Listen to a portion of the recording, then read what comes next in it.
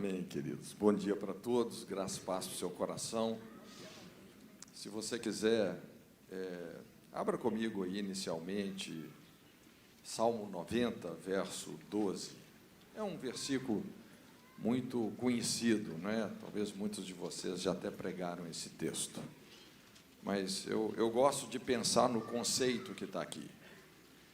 Salmo 90 é o famoso Salmo de Moisés. Normalmente a gente fala Salmo, a gente pensa em Davi, mas esse aqui é do Moisés, não é? E ele fala assim: ensina-nos a contar os nossos dias para que alcancemos coração sábio. Moisés foi um homem que teve, de certa forma, assim, uma vida bem longa. Inclusive, nesse salmo, ele chega a dizer que aqueles que vivem muito, vivem 70, 80 anos, não é? Acho que depois disso é muita misericórdia de Deus, muita longanimidade de Deus. Mas Moisés chegou aos 120 anos, e a Bíblia fala assim: não escureceram os seus olhos, nem abateu-se o seu vigor. Eu quero essa bênção. E é interessante, a gente pode dizer que a vida de Moisés tem 3 fases, e, na verdade, muitas vezes a nossa vida realmente ela funciona em ciclos, né? Deus é um Deus de ciclos. Quando você pensa na semana, quando você pensa no conceito das estações, não é? Na Jocum, a gente tem até um ensino que a gente fala os 3 Cs, que é ciclos, círculos e circuitos. Ciclos têm a ver com tempo, círculos com relacionamentos e circuitos com lugares que você vai. Mas a vida é feita assim de ciclos. A vida de Moisés teve 3 fases fundamentais. Os seus primeiros 40 anos lá no Egito culminou de uma forma bem trágica, não é? Num homicídio, quando ele comete um assassinato daquele egípcio, se torna inclusive um fugitivo. Essa primeira fase eu posso, ele queria fazer a coisa na força dele, no braço dele, queria ser o libertador, queria tanto ser o líder e o libertador que ele chegou a matar por isso. Depois vem a segunda fase de Moisés, quando ele está lá no deserto, no exílio. Ele desistiu de tudo, eu não posso. Do eu posso, ele foi para o eu não posso, né? E depois, aos 80 anos, quando ele recebe o seu chamado, veja bem, quantos aqui tem menos de 80? A esperança para você, né? Aos 80, ele recebe o chamado, e realmente ele obedece ao Senhor, acaba se tornando o homem mais manso da face da terra, o homem mais fácil para Deus. Pensa numa pessoa fácil para Deus. Moisés se tornou assim. E aí é o Deus pode. E Deus, através da sua vida, com um braço forte, mão estendida, sinais, prodígios, maravilhas, libertou mais de 3 milhões da escravidão lá no Egito. E Moisés, apesar de ter começado o seu chamado bem tarde, mas se teve um homem que aprendeu realmente a avaliar a sua história, a avaliar as fases da sua vida, esse homem foi Moisés. Então ele fala isso aqui: ensina-nos a contar os nossos dias para que alcancemos coração sábio, aprender com a nossa história. Você viver e não aprender é uma tragédia. Uma vez ouvi alguém dizendo que tem pessoas que elas não amadurecem, elas só envelhecem. E uma das maneiras principais da gente aprender com a nossa história é através de uma avaliação, não é? Uma avaliação sincera. E é isso que eu quero propor bem rapidamente com você aqui nessa manhã. A vida exige momentos assim de reflexão, de avaliação, não é? De certa forma, a vida de muitos, às vezes, não é nem a nossa vida perto da eternidade, uma vida que não é longa, que é curta. Então, é muito importante a gente viver intensamente para Deus, não é? E de uma forma sábia, contando os nossos dias dentro de uma perspectiva do reino de Deus. Eu gostaria de compartilhar com você alguns diagnósticos que Jesus fez da igreja. É interessante, em muitas parábolas que Jesus conta, a gente percebe isso, ele dando uma radiografia da igreja. Quando você, por exemplo, estuda a parábola do bom samaritano, a partir de uma pergunta que foi feita por um religioso, um príncipe, ele tinha uma profunda incerteza, não é, em relação sobre a sua vida eterna, e Jesus começa a falar sobre vida, sobre obedecer os mandamentos, e ele pergunta: quem é o meu próximo? Não é? Ama o seu próximo, quem é o meu próximo? E Jesus então conta essa parábola do bom samaritano, mas ao mesmo tempo ele estava dando realmente um retrato, uma radiografia profunda da igreja, não é? Quando fala sobre o comportamento do sacerdote, do levita, não é? E depois de um samaritano, que era aquela pessoa que tinha a menor expectativa de fazer a diferença, mas foi a pessoa que fez toda a diferença naquele homem que estava ali caído pelo caminho. Mas talvez o principal diagnóstico que Jesus fez da igreja está em Apocalipse. Eu gosto muito do livro de Apocalipse. Lógico, você pode ler o Apocalipse com uma expectativa escatológica, não é? Tem muito de escatologia no livro do Apocalipse, isso é bom, não é? Mas a escatologia nos leva para um território que você precisa muito saber lidar com a especulação humana, não é? Ou seja, a gente precisa de ter muita humildade, né? Quando você trabalha assim com escatologia, com especulação, você tem que ser muito humilde, porque a gente não sabe direito como essas coisas vão, na verdade, se descortinar, como elas vão acontecer. Mas você também pode ler o livro de Apocalipse com uma expectativa redentora. Tudo aquilo que se perdeu em Gênesis é restaurado em Apocalipse. Esse realinhamento final da terra com a eternidade, Jesus como o alfa, o ômega da criação e da redenção, aquilo que não foi redimido pelo sangue vai ser redimido pelo fogo, os agentes da purificação. Eu não acredito no fim do mundo ou no fim, não é, eu acredito na redenção da terra. O plano de Deus vai se convergir. Aquilo que Ele planejou lá antes da queda do homem, as coisas vão convergir ali e realmente elas vão fluir. A vontade de Deus vai prevalecer.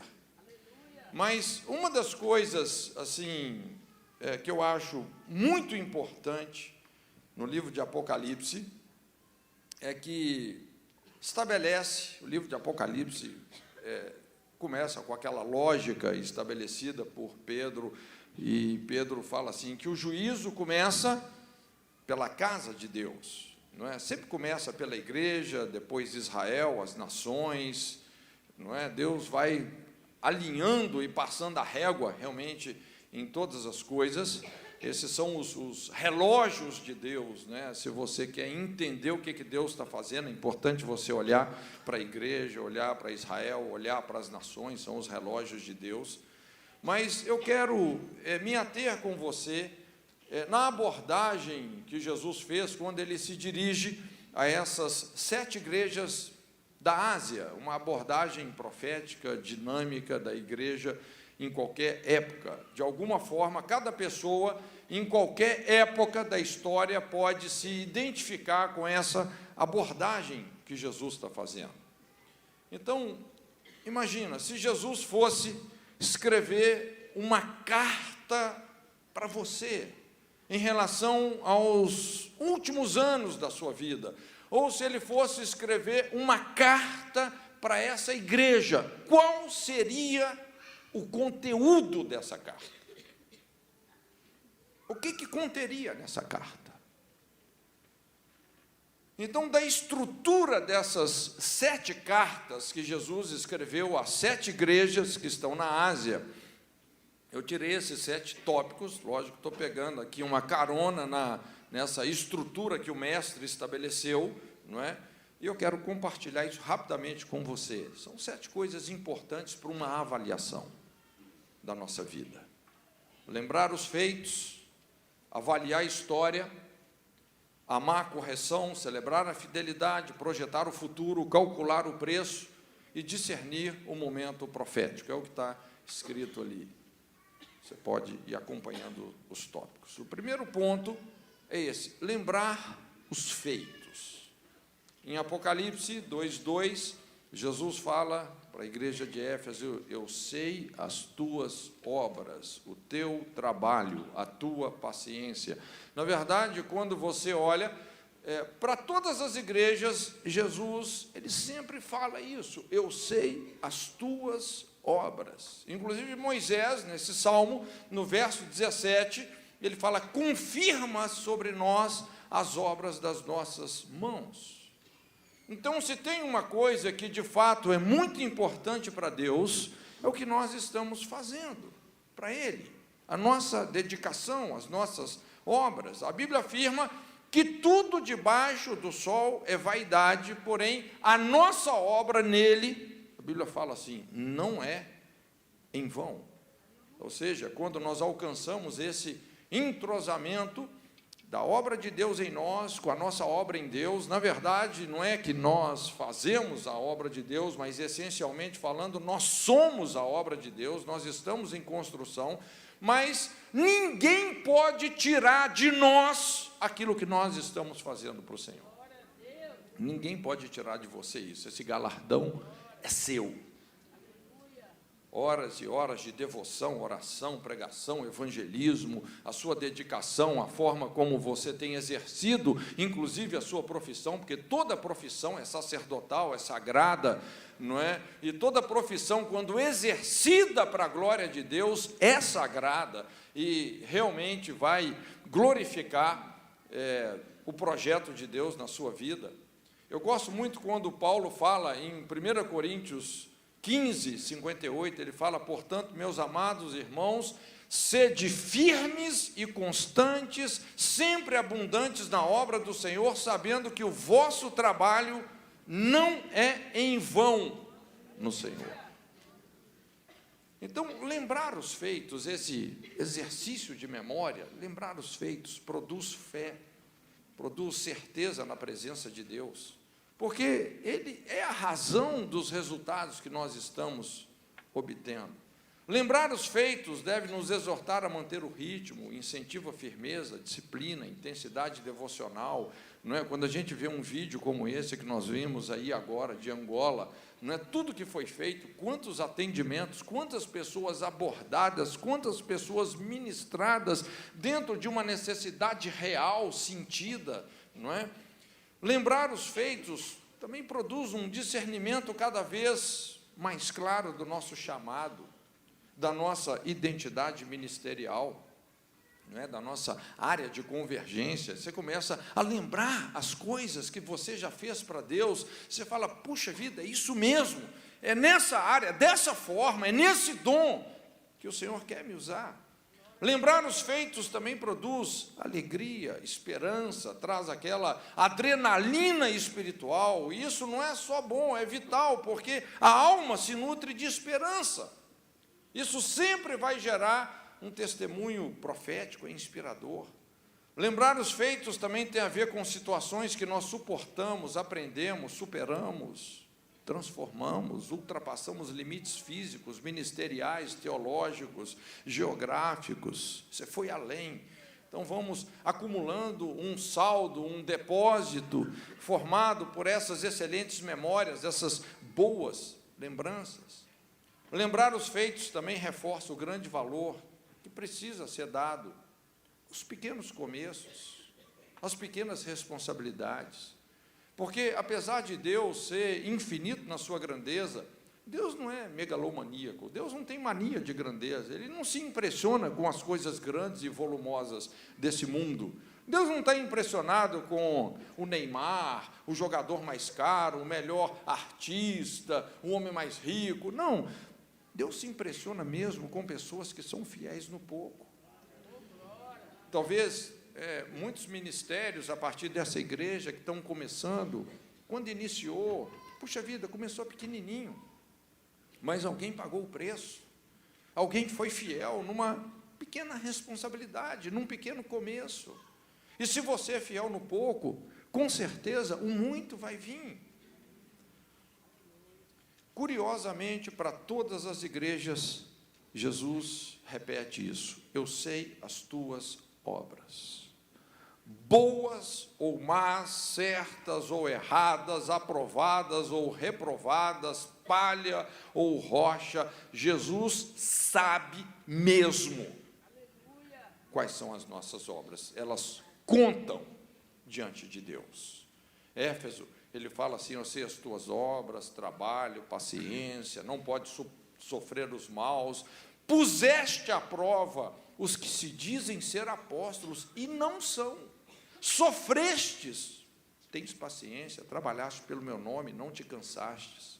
Para Esmirna, ele fala: sei as tuas obras, tribulação, pobreza, mas ele fala assim: mas tu és rico. A blasfêmia dos que se dizem judeus e não são. Pérgamo, ele fala: não negaste o meu nome. Ou seja, eles não se intimidaram, não se envergonharam, não se amedrontaram diante dos desafios. Tiatira, ele fala sobre o amor, o serviço, a fé, a paciência, e ele fala assim: as últimas obras são mais do que as primeiras. Sardes, ele fala: não achei as tuas obras perfeitas. Não achei as tuas obras perfeitas. Filadélfia, ele fala: tendo pouca força, guardaste a minha palavra. Laodiceia, uma igreja num processo de esfriamento. É muito importante nós entendermos que Deus é um Deus memorial. Ele celebra os feitos, seja por ele ou por nosso intermédio. A gente pode observar vários exemplos assim na Bíblia, como a criação e o memorial do sábado, não é? A adoração e o memorial das Escrituras. Lembra aquela irmãzinha que ungiu Jesus, preparando ele para a sua morte? Jesus falou: olha, onde o evangelho for pregado, vai ser contada essa história em memória dela. Deus é um Deus memorial. A redenção e o memorial da ceia, não é? Por que nós fazemos esse memorial da ceia? Não é? Celebrando aquilo que Jesus fez por nós até que ele venha. Lembrar os feitos. Esse exercício de memória é muito importante. Isso está na estrutura das cartas que Jesus está escrevendo à igreja. O segundo ponto é esse: avaliar a história. De certa forma, vamos dizer assim, lembrar os feitos é fácil, é gostoso, é empolgante, não é? A gente se alegra, e às vezes até aqueles momentos assim de muito sofrimento, dificuldade, os apertos que a gente passa, depois você faz até piada daquilo, não é? É bom, é gostoso. Agora, avaliar a história já é bem mais difícil, às vezes traumático. É um outro tipo de conversa, é aquela conversa séria com a nossa consciência, muitas vezes envolve um mapeamento doloroso, a gente enfrentar algumas coisas que para nós ainda são difíceis. Para isso, nós precisamos de um equilíbrio entre graça e responsabilidade, porque é muito, muito importante, irmãos, na nossa trajetória, porque às vezes temos situações difíceis, infelizes, nós precisamos aprender a nos perdoar, mas também aprender a assumir os nossos erros, não é? Então, graça e responsabilidade é muito importante. Avaliar a história também jamais deve nos levar a nos portarmos como juízes do corpo de Cristo, não é? Às vezes algumas pessoas, quando têm que avaliar a própria história, começam a culpar todo mundo, culpa a igreja, não é? Culpa os outros, e não é por aí, não é? Avaliar a história também vai além de lembrar dos feitos, mas fala de lidar com os nossos pecados, desvios, fracassos, traumas, decepções, cisões, não é? Envolve, às vezes, alguns aspectos difíceis, negativos, lidar com as memórias dolorosas, sentimentos angustiantes, escolhas pecaminosas, caminhos tortuosos, feridas que ainda não cicatrizaram, frustrações não absorvidas, relacionamentos que ainda nos constrangem, tragédias que nos perturbam. Quando a gente fala sobre avaliar a história, às vezes não é fácil, exige muita coragem, exige humildade, exige uma disposição de superação, aperfeiçoamento. Então, às vezes, é importante nos perguntarmos onde nós nos perdemos. Lembra quando Jesus ele fala para a igreja de Éfeso, ele fala assim: lembra-te de onde caístes. Lembra-te de onde caístes, arrepende-te. De repente, onde foi que você perdeu a sua unção ministerial? Em que lugar do Jordão espiritual você perdeu o seu machado? Avaliar a história também fala de um reencontro com o propósito de Deus, um alinhamento com o nosso DNA ministerial. Como ele fala à igreja de Éfeso, antes que o seu castiçal seja removido, não é? Então, Jesus ele faz um diagnóstico objetivo. Para algumas igrejas, ele chega a dizer assim: eu tenho contra ti. Tenho contra ti.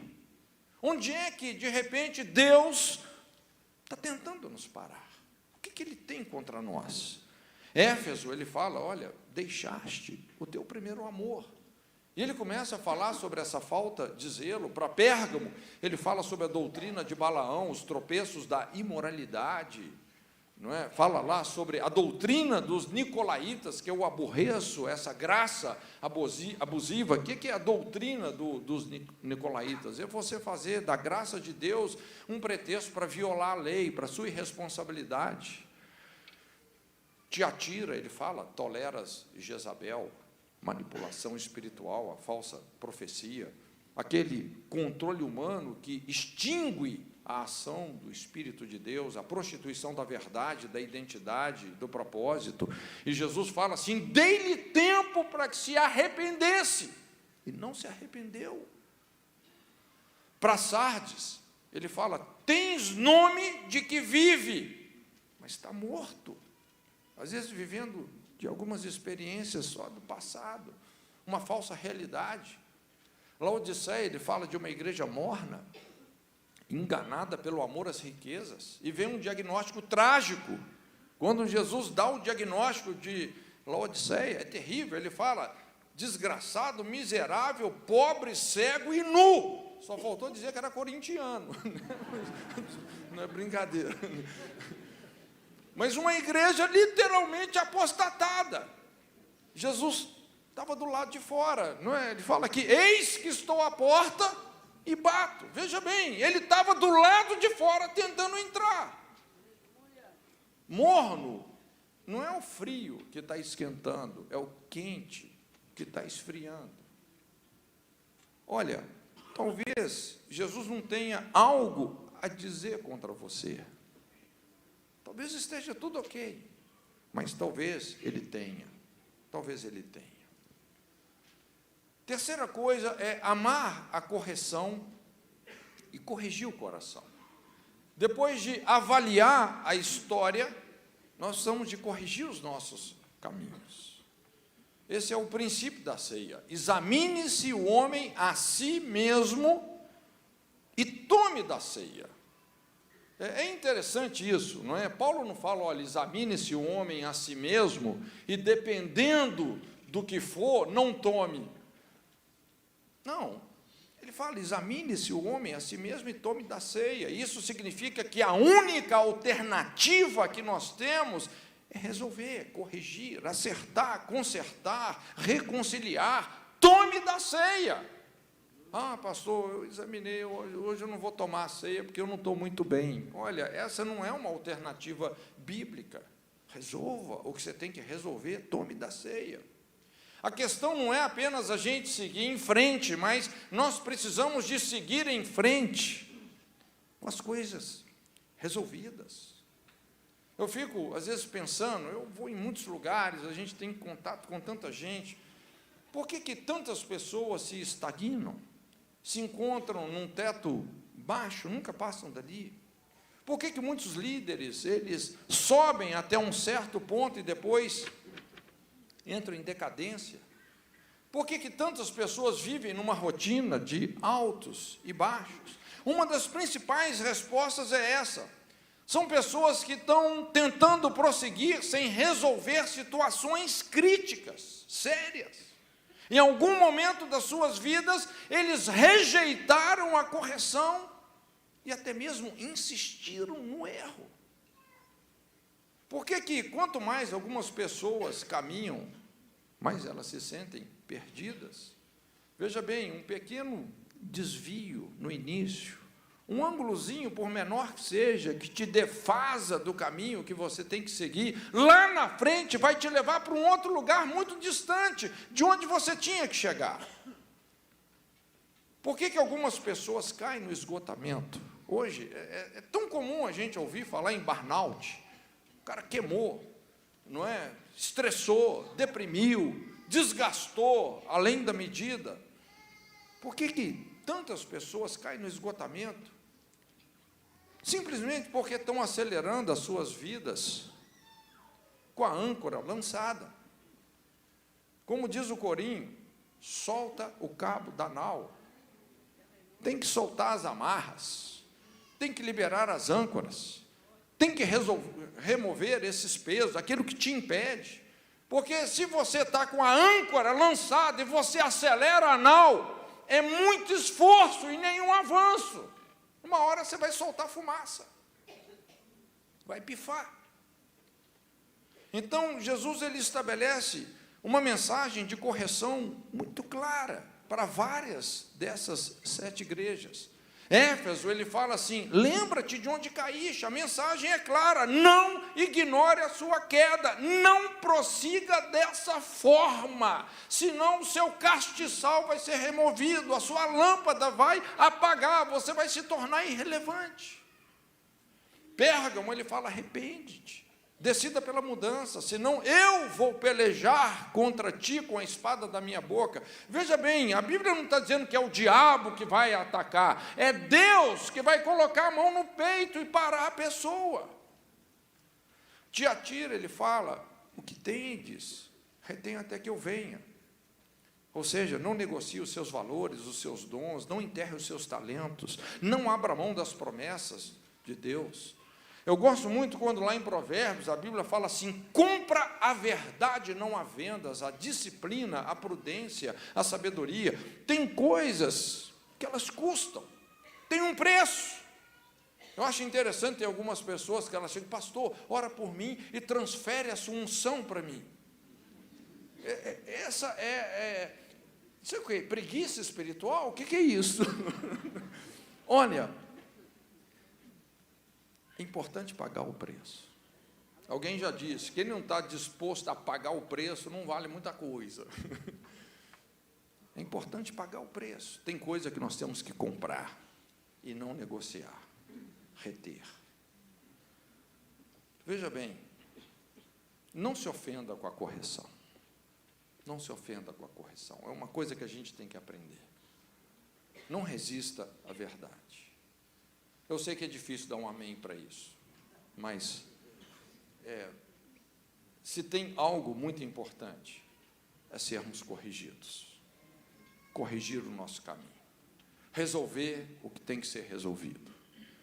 Tem muitas pessoas assim que elas são até doutrinadas, vamos dizer assim, a se desconectar do passado, mas isso pode ser muito irresponsável e pode vir até através de uma desculpa, assim, bem religiosa, tipo assim: as coisas velhas passaram, tudo se fez novo.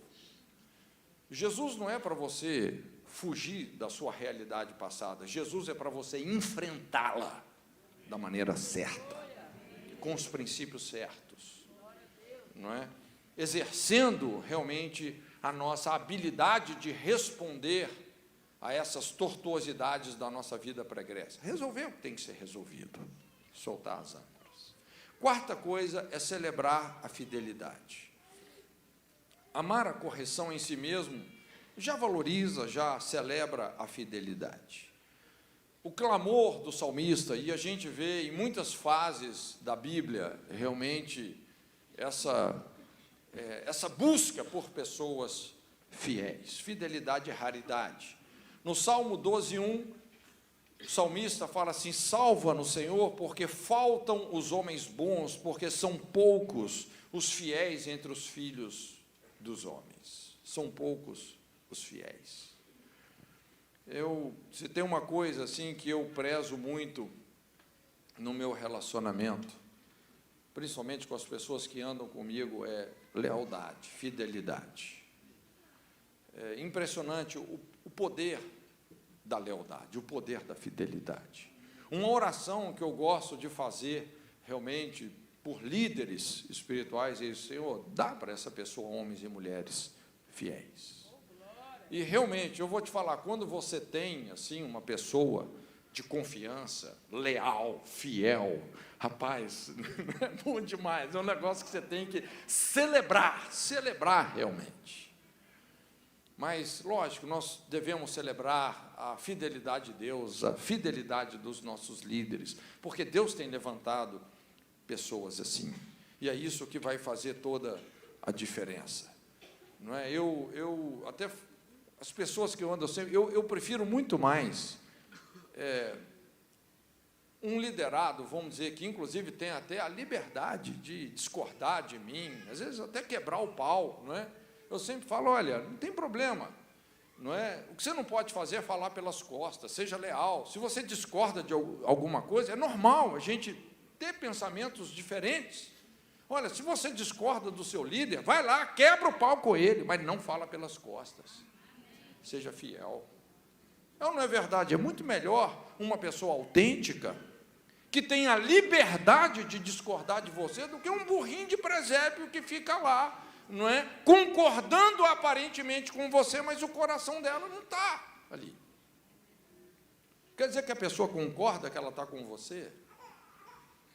Na verdade, você não consegue liderar uma pessoa sem você ter a conivência dela. Imagina, se eu falo assim com a pessoa: fique em pé, a pessoa fica em pé, mas dentro de mim eu estou sentado. Eu estou liderando essa pessoa? Não estou. Lealdade é algo essencial.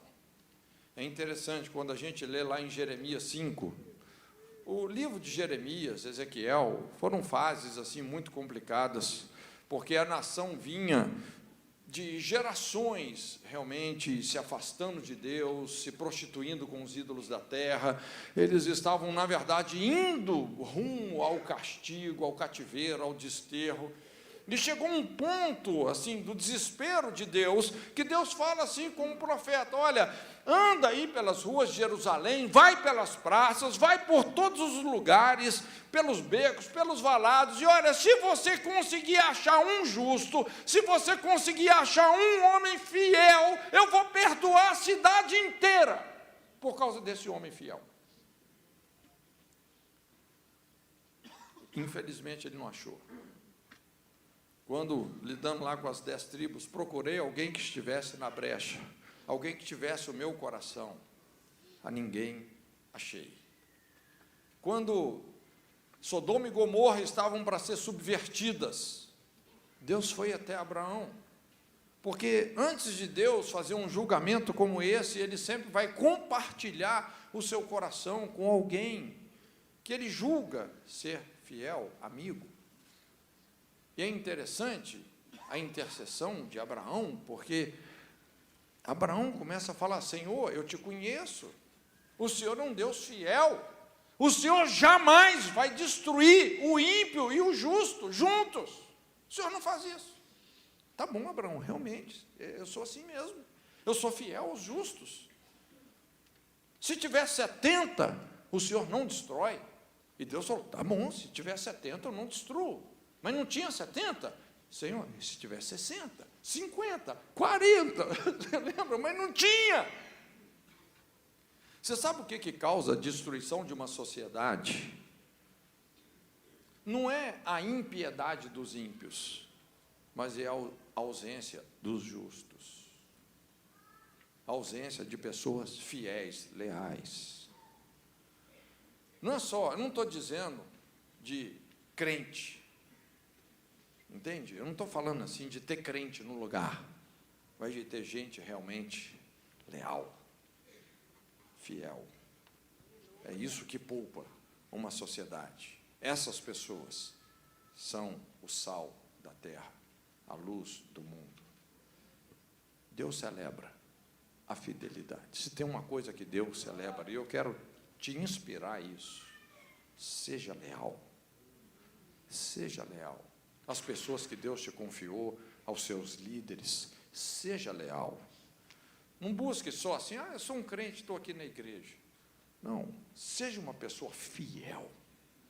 Fiel. Tenha isso como princípio, não é? Como desenvolve essa índole no seu espírito, no seu coração. Deus é galardoador dos fiéis, e Ele expressa isso dizendo: ao que vencer, dar-lhe-ei comer da árvore da vida, não receberá o dano da segunda morte, dar-lhe-ei o maná escondido, uma pedra branca com um novo nome escrito, darei poder sobre as nações, será vestido de vestes brancas, de maneira nenhuma arriscarei o seu nome do livro da vida, farei coluna do templo do meu Deus, concederei que se assente comigo no meu trono. Aleluia. Celebrar fidelidade. Quinta coisa é projetar o futuro. Projetar o futuro sintetiza-se numa visão. Se tem uma coisa muito importante na Bíblia, é visão, não é? E graças a Deus pelos líderes visionários que Deus tem levantado, não é? Entender a vontade de Deus de uma forma prática, funcional. Eu gosto muito de estudar assim a maneira como Deus discipulou Abraão, por exemplo. Deus discipulou ele por esse sentido que é a visão. Deus fez dele pai das alturas, um visionário, não é? Sai da terra, da tua parentela e vai para o lugar que eu te mostrarei. Veja bem, ele não tinha visto o lugar, ele não sabia o lugar, ele não sabia para onde ele ia, ele só sabia com quem ele ia. Te mostrarei. Depois Deus manda ele olhar para o norte, para o sul, para o leste, para o oeste, falou: olha, Abraão, até onde você estiver enxergando é seu. O que determina a sua e a minha herança? A nossa visão. Olha, se você enxerga que o seu mundinho aqui é isso, mas se você enxerga as nações, é as nações que Deus está te dando por herança. E realmente Abraão enxergou muito mais do que ele podia fisicamente enxergar os limites da terra prometida. Depois Deus manda ele contar as estrelas do céu. Alguns teólogos falam que era durante o dia, não sei, mas contar as estrelas do céu, assim será a sua descendência. Sempre um exercício da visão, um exercício da visão, não é? A maneira como Deus também trabalhou na visão de Jacó. Lembra, Jacó era um pastor, o cara que aprendeu o poder da visão no processo de multiplicação das ovelhas. Ele descascava as varas e colocava diante das ovelhas quando elas iam dar cria. E aquilo afetava a genética das ovelhas que estavam nascendo. Elas estavam parindo e se reproduzindo de acordo com a visão, o poder de uma visão. Uma visão, ela é constituída por princípios e estratégias. Princípios são imutáveis, estratégias são dinâmicas. Uma das coisas que destrói muitos ministérios é quando você engessa a estratégia e começa a comprometer princípios. Aí você está na contramão do processo. Alguns cuidados também, eu vejo assim, por exemplo, o que pode fazer uma empresa dar certo pode matar uma igreja. E o que pode fazer uma igreja dar certo pode matar uma empresa. É muito importante a gente saber como você lida com determinados princípios e determinadas estratégias que funcionam numa condição, mas não funcionam na outra. A visão precisa de ser sonhadora, realizável, criativa e objetiva ao mesmo tempo. É muito importante que a visão seja, sim, concretizável mesmo, não é? Senão você se torna só um sonhador. Mas a questão da esperança é fundamental, porque a visão traz esperança, traz um senso de destino, ativa esse senso de destino, de inovação na vida de muitas pessoas. Mas, resumindo, eu acho que é muito importante também, quando a gente fala de visão, a gente aprender a pensar fora da caixa. Não é só pensar fora da caixa. Hoje, eu acho que o mundo está numa velocidade tão grande. Se nós queremos estar na vanguarda, se nós queremos experimentar realmente uma unção apostólica no sentido de pioneirismo, de falar a linguagem da nossa geração, porque as coisas mudam realmente muito rapidamente, nós vamos ter que aprender a pensar fora da caixa. Nós estamos num planeta em rotação, nós não podemos engessar. A visão de Deus é dinâmica, o chamado de Deus é dinâmico. Os meios de comunicação, inclusive, estão produzindo mudanças drásticas e revolucionárias que desafiam a nossa cosmovisão. O conceito de nações está mudando, não é? É impressionante hoje, quase que já não tem fronteiras. O mundo está caminhando em direção a uma homogeneização cultural, porque não tem mais fronteiras. Você sabe qual que é o maior país do mundo hoje, populacionalmente? Qual que é o maior país? Teoricamente seria China. Segundo maior? Índia. Terceiro maior? Aliás, sabe qual que é o maior país do mundo hoje? Facebook. Já passou dos 2 bilhões de habitantes essa comunidade. Facebook. O conceito de idioma está mudando. Sabe qual que é o idioma mais falado hoje no mundo, internacionalmente? Qual que é o idioma mais falado? No inglês seria o que eles chamam de globish, que é um inglês globalizado, é uma terminologia para um inglês globalizado. No nosso caso aqui, seria o nosso inglês tupiniquim. Bom, o meu inglês é assim, é tupiniquim, mas eu viajo o mundo inteiro com ele. Eu dou um jeitinho, né? É o idioma mais falado na Europa, na China, na África, na Índia. O conceito de riqueza está mudando, sabia? Você sabe que hoje tem um novo paradigma para os grandes milionários do planeta, como o Bill Gates, o Buffett. Esses milionários, inclusive, eles estão inspirando pessoas a darem fortunas para causas humanitárias. Porque só ambição material não realiza ninguém, não é? Lógico, o dinheiro, vamos dizer assim, é um obreirão e tanto, é um ótimo servo, mas é um péssimo senhor. E se você coloca o seu pescoço debaixo de mamon, rapaz, eu vou te falar, você vai ser muito infeliz. Aliás, você só vai entrar em enrascada, porque o amor ao dinheiro, não o dinheiro, mas o amor ao dinheiro é a raiz de todos os males. É assim que muita gente compra a entrada para o inferno. Mas só ambição material não realiza ninguém. Jesus nos advertiu sobre aquela síndrome da prosperidade louca. Você lembra aquele homem que prosperou tanto, que ele falou, olha, eu vou derrubar os celeiros, construir celeiros maiores ainda, vou guardar tudo que eu tenho e tal, aqui está a minha segurança, alma, regala-te, desfruta de tudo, e de repente vem uma voz e fala assim, louco, hoje pedirão a tua alma, e tudo que se ajuntou, para quem será? Por isso que é tão importante a gente pensar não numa teologia da prosperidade, mas numa teologia da generosidade. Isso funciona. O conceito de igreja também está mudando. Estava conversando com Alejandro Rodrigues, que é o líder da Jocum na Argentina, viaja o planeta, e isso é uma estatística mundial hoje. Para cada cristão que congrega, existe 1,5 que não congrega. Existe uma igreja e meia fora da igreja. Bom, na minha opinião, isso não é uma coisa saudável. Porque uma pessoa que não congrega, essa é a voz do relacionamento fracassado, da amargura, da decepção. O isolamento sempre peca contra a sabedoria de Deus, a gente sabe disso. Mas, veja bem, é o que está acontecendo. Nós temos que alcançar essas pessoas. O conceito de missões também está mudando, não é? Hoje, já não é só um país alcançando os outros, não é? A quarta onda de missões é de todos para todos. Você vê missionário de todos os países do mundo, em todos os países do mundo, o mundo realmente ficou bem menor.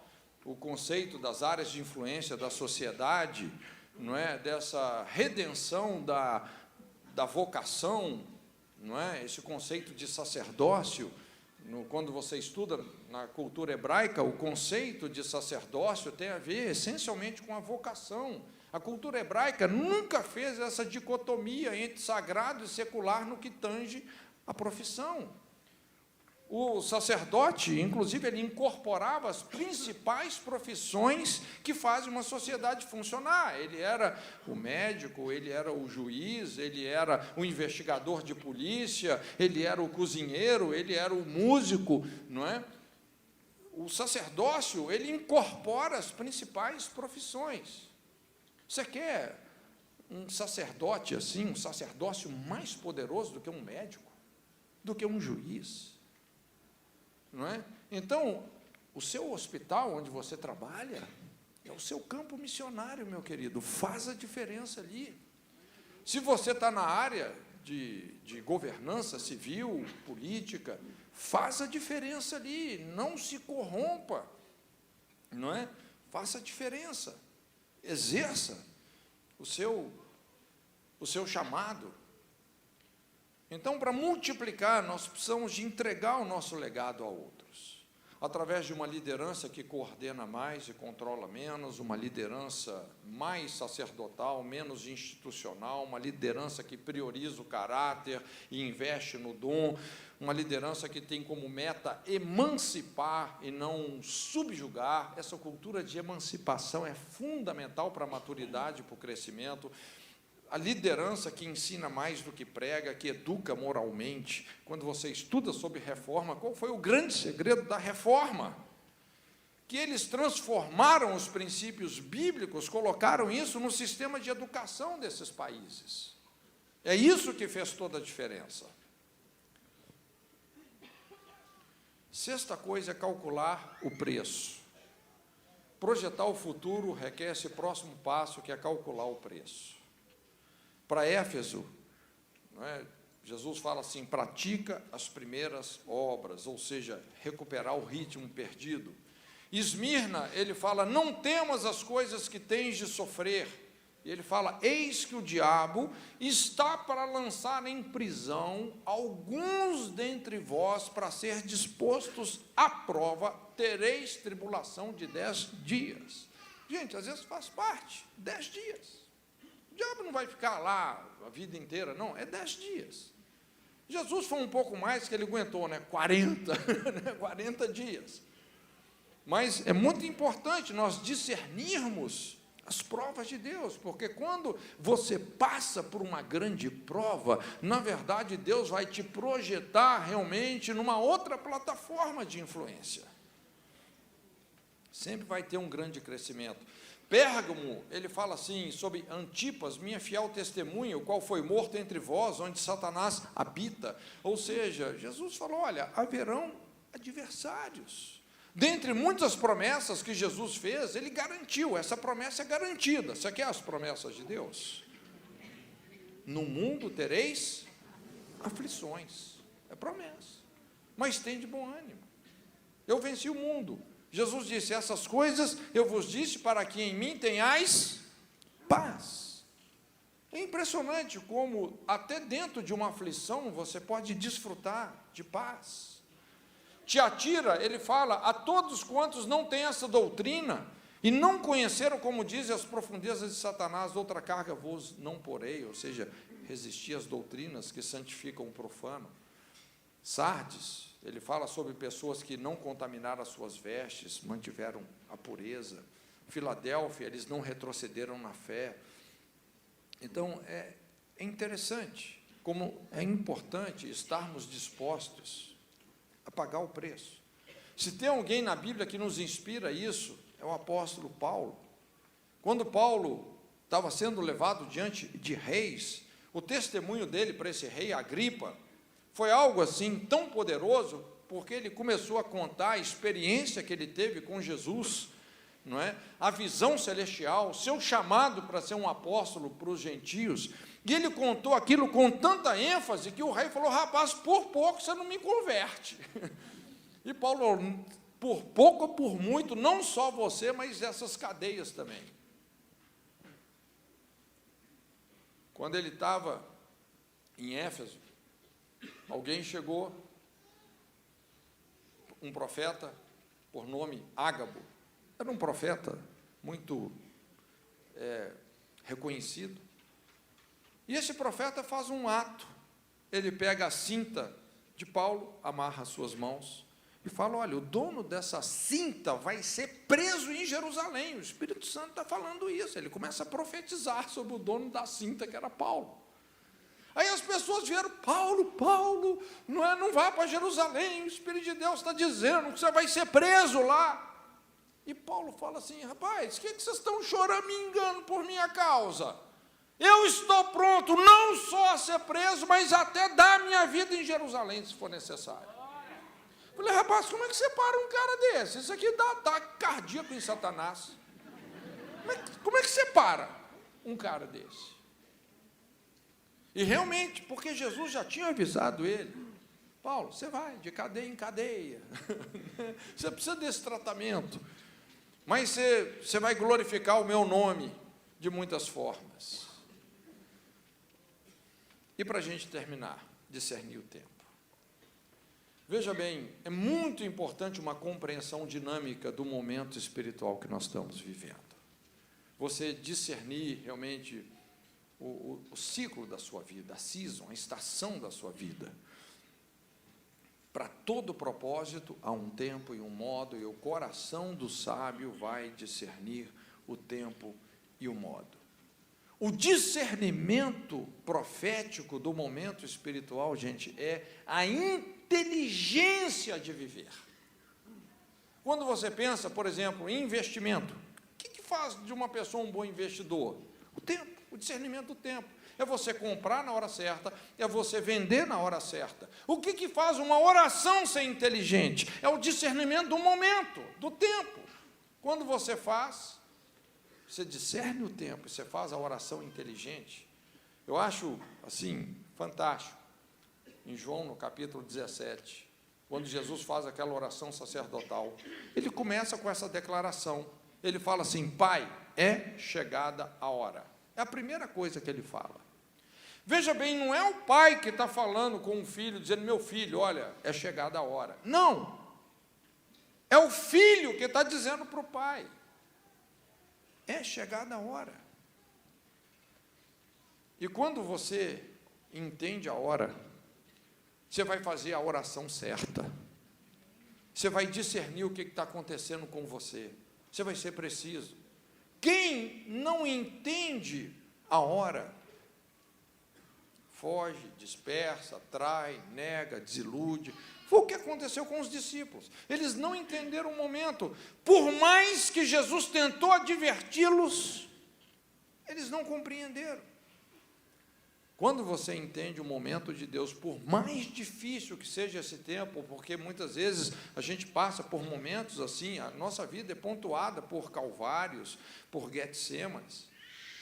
Jesus seria abandonado, traído, perseguido, preso, açoitado, humilhado, julgado, morto.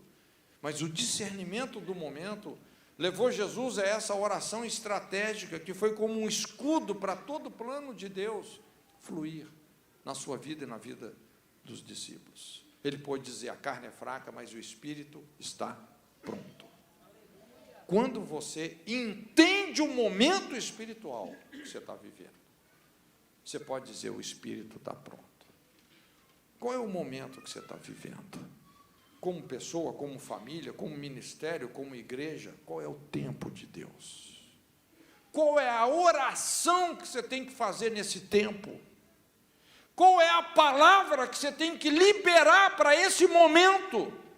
Sobre a sua vida, sobre o seu ministério, sobre a sua igreja? Qual é o tempo? Qual é o investimento que você tem que fazer agora? como Jesus disse, quem tem ouvidos para ouvir, ouça. Então, curva a sua cabeça, em nome de Jesus.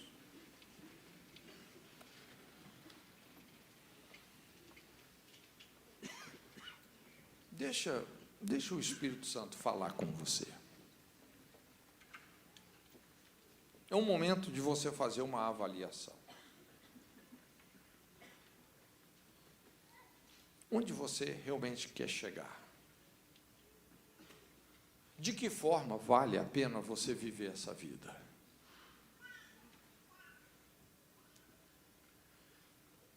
Senhor, muito obrigado por esse tempo, pela sua presença aqui conosco. Obrigado porque o Senhor é o nosso Deus. Somos ovelhas do teu pasto. Nos apresentamos a ti, Senhor. Abrimos o nosso coração para aquilo que o Senhor quer realizar nas nossas vidas e também através das nossas vidas.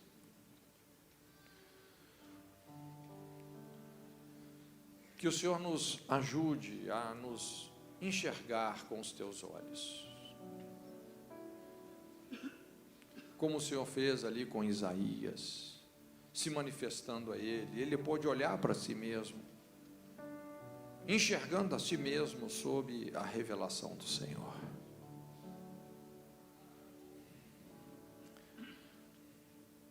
Vem, Senhor, sobre as nossas vidas. Nós queremos dizer sim, amém, para aquilo que o Senhor quer realizar. Somos a sua obra. Senhor, e queremos entender a importância, o significado desse tempo que nós vivemos e o significado da nossa vida para essa geração, o significado do nosso ministério para a nossa geração. Uma geração com tantas fraturas, tantas brechas, tantos entrando por um caminho de destruição, Senhor. Mas nós nos apresentamos diante do Senhor. Avalia-nos, trata conosco. Queremos dizer que o Senhor pode contar conosco em relação àquilo que o Senhor quer fazer, em relação àquilo que o Senhor deseja fazer. No nome de Jesus. Deus te abençoe.